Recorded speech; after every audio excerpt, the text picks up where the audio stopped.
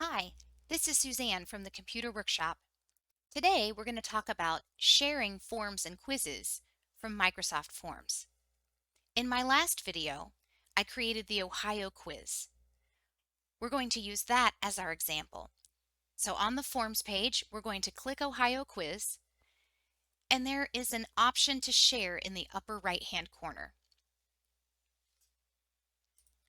When I click Share, you'll notice there are three different reasons why I might share. The first one is for collecting responses. The second one is to create a template, and the third one is for collaboration. Let's start by collecting responses. There are four different ways to collect responses.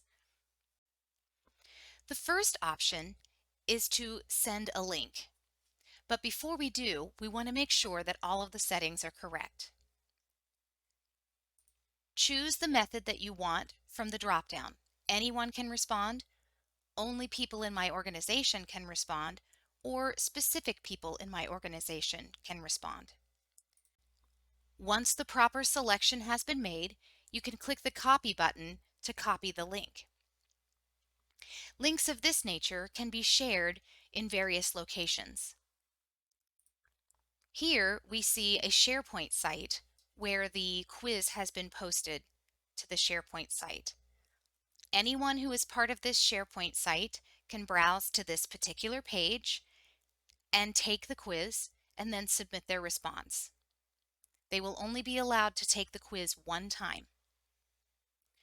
Another way that quizzes can be distributed is by using a team. In this example, the quiz has been added as a tab to Microsoft Teams. You can see that the quiz takes up the entire tab, and again, anyone that is a member of this team can select the tab, take the quiz, and submit their responses. Another option for sharing quizzes and surveys is using a QR code. You can see by clicking the QR code option, I can select Download and download a picture of the QR code associated with this quiz. I can then add that to a PowerPoint presentation or other printed material.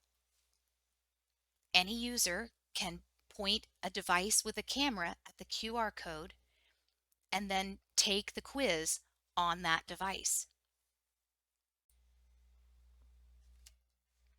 A third example would be to use an embed code.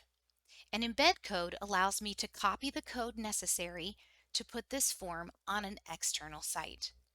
Once I click copy, I can then paste the information into a notepad or a web browser code page. From there, we are able to link to a website where the code can be attached to a button. When I click the button to sign in, I can see the form that has been associated. This is not my quiz. This just happens to be a form that is on our website already, but it used the same embed code feature. And finally, the last option is an email option.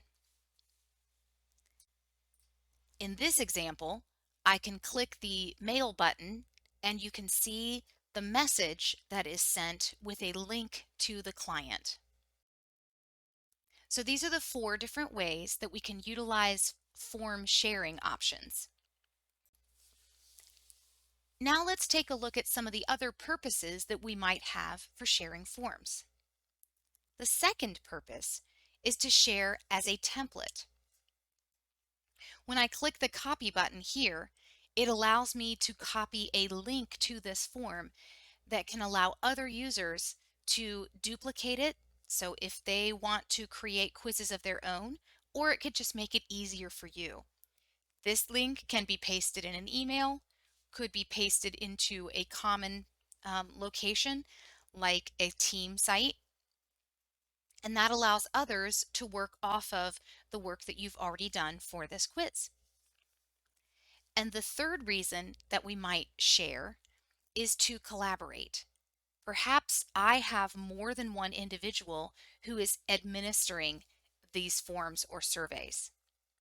In that case, I can share those with other users. You'll find those shared forms by going to the Forms landing page and choosing the option Shared with Me. You can see the class evaluation form has been shared with me, but I'm not the person who created it. So these are the reasons and methods for sharing Microsoft Forms. If you want to know more about Microsoft Forms, come and join us next time to discuss forms with branching. I hope you enjoyed this video. Please click like and subscribe, and we'll see you next time.